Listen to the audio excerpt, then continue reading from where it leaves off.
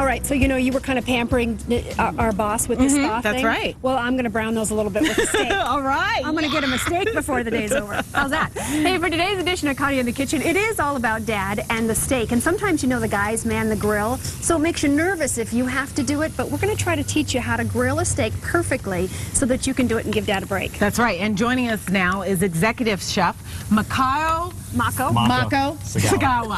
You owe me 20 bucks. I know I do, seriously. Mako Sagawa, who's the executive chef over at Roy's at Desert Ridge. Thank you so much for joining us. And you know what, just to make up for that, we're just going to keep throwing your name in there everywhere. Mako, this is Mako, Chef Mako. That's right.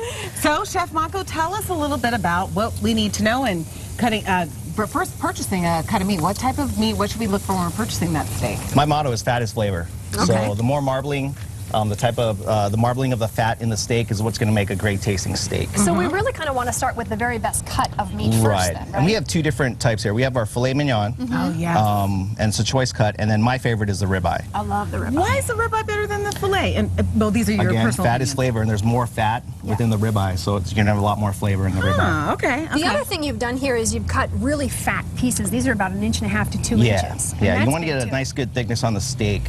And then obviously the seasoning, and you know we like to keep it kind of simple. Yeah, little don't salt, over-season. salt and pepper.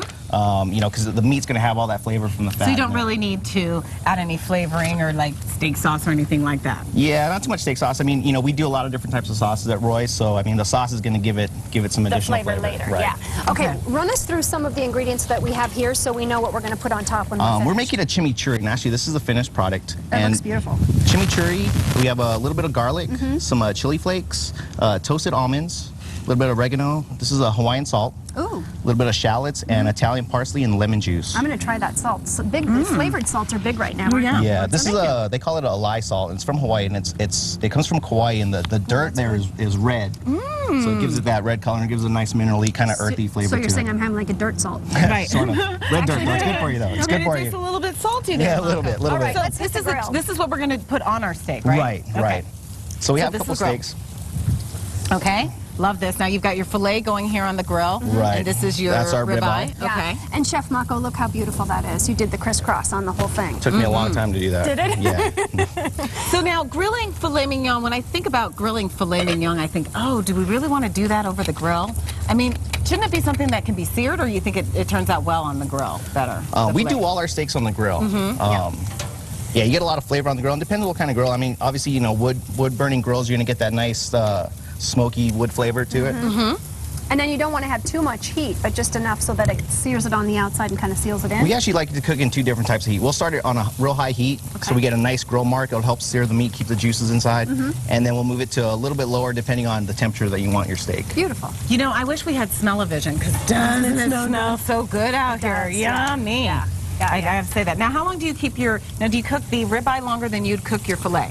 Again, it depends on the thickness of the steaks. The ribeye is a little bit thinner, so we're not going to cook that one as long. And again, it kind of depends on the temperature. Show us with your hand. You know how they always do like the well, medium well. You know Do what? do It's that? the way you. I guess they say when you make a fist, you can kind of tell, and if you loosen it up, Yeah. so it's soft, and then as you tighten it up, it gets a little bit harder, and that's how you kind of tell. So when you thickness push of on the steak. meat, you can tell if it's going to be a Right. medium Okay. We actually rare use a or a... thermometer. We'll stick it. Okay. in. Okay. But yeah.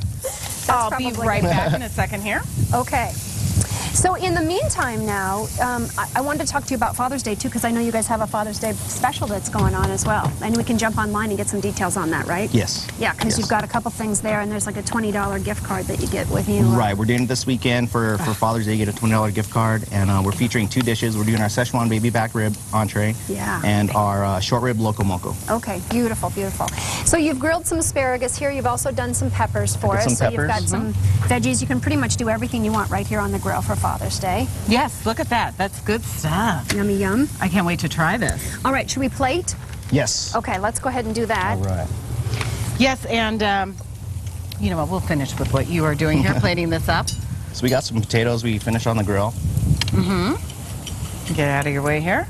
I can't wait to try these.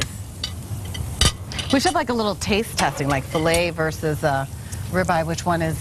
Which one's better? Gosh, that would be hard to choose, I'm sure. No, I don't think so. I think you guys are actually both right. The fatter, the better, the Yeah. leaner. The fatter the better, the tighter the sweater is. Oh, that's a whole nother thing.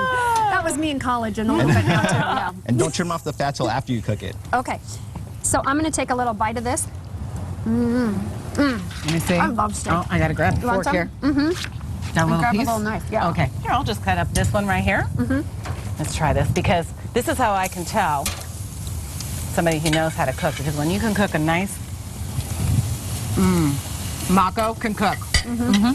Chef, thank you very much for being here. Thank you for having me. Happy Father's Day to your family. Thank you very much. Delicious. Thank you very much. You are welcome. And you probably have made our boss's Father's Day too. All right. Well, listen, really quick, before we take off, tomorrow is National Flip-Flop Day. And so what that means is that if you stop over at Tropical Smoothie Cafe tomorrow and put on a pair of flip-flops, you will get a Jetty Tropical Smoothie for free to the first 500 people that show up at their Any Valley location. Pretty Oh, cool, that's huh? very cool. So have a little sip with a your little steak and a smoothie. There you go. Boy, this job is hard, isn't It it? really is. I love my job. Just digging ditches out here. So, well, thank you for joining us on Smart Family today. We learned a lot when it came to cooking filet mignon and prime ribs, and Mako definitely taught us how to keep it simple.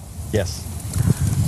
All right, well, we're gonna head out, but we hope that you have a nice day, everybody. We're back tomorrow at 3:30 to do it all over again. Hey, it's pretty hot out here. Stay tuned. Rich is going to tell you what the weather looks like for the next couple of days with the news at 4 coming your way next here on ABC 15. That's right. Take care. Yummy.